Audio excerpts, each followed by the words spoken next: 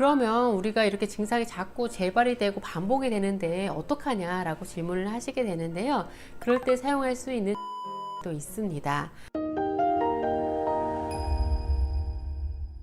엄마 손은 약손, 어서오세요. 엄마 약사입니다. 오늘은 진료 영상 중에 달린 그 댓글을 보게 되면은 외음부가 가렵다, 어떻게 해야 되느냐, 따갑다, 이러한 질문들이 많이 달려 있습니다.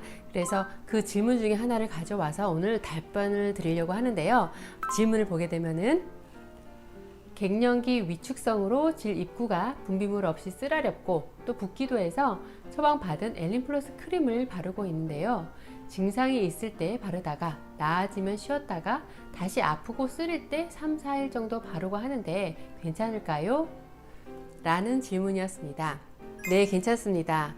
붓고 가렵고 붉어지고 이러한 증상이 있을 때 약을 안 바르고 그냥 방치를 하게 되면은 오히려 뭐 손이 가가지고 긁어서 2차 감염이 된다거나 또는 피부염이 생긴다거나 하는 더 안 좋은 문제를 가져올 수가 있기 때문에 이런 증상이 있을 때는 약을 사용해서 완화시켜 주는 것이 좋습니다. 그런데 몇 가지 주의사항을 알아두시면 되는데요.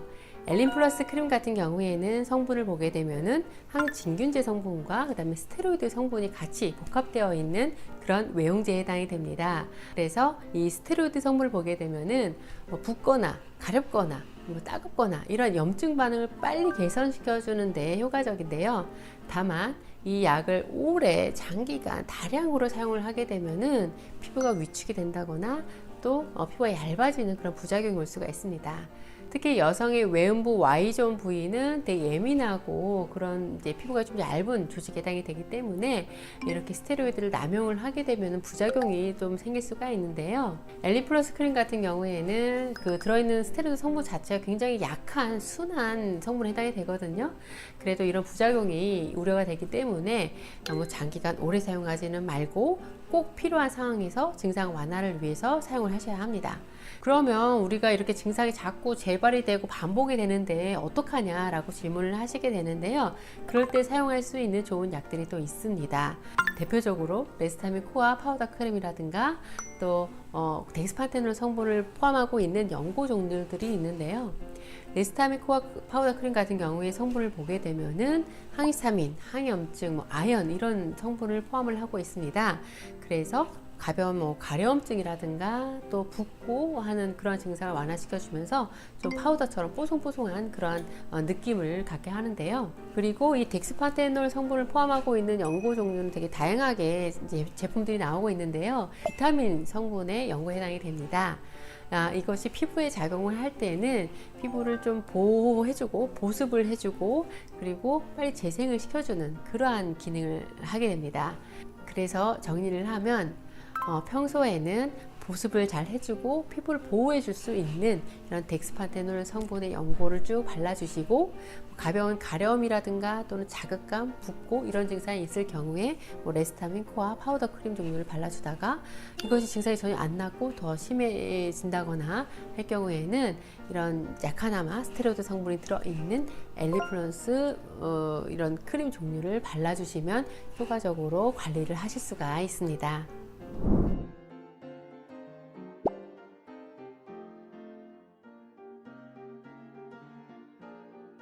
추가로 말씀을 드리면 이 갱년기 무렵에는 여성 호르몬 수치가 떨어지면서 질 건조증이라든가 또는 세균성 질염 같은 것들이 좀 잘 생길 수가 있게 되는데요. 그래서 평소에 생활 관리도 중요합니다.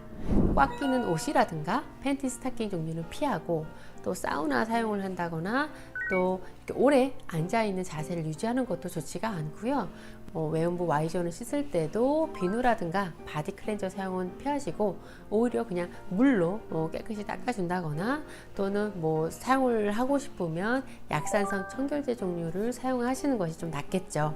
그래서 오늘은 예민하고 또 자극에 민감한 그러한 여성의 외음부 부위 피부 관리를 어떻게 하는지 평소에 관리를 한다거나 또 증상이 있을 때 사용하는 약들에 대한 설명을 드리고 또 주의사항도 알아보았습니다. 평소에 이렇게 관리를 하다가 또 궁금하거나 잘 모르겠거나 하는 부분이 있으면 댓글을 남겨주시면 제가 답변을 드리도록 할게요. 오늘 이 영상이 여성의 건강관리를 하는 데 있어서 도움이 되었기를 바랍니다. 여러분 아프지 마세요.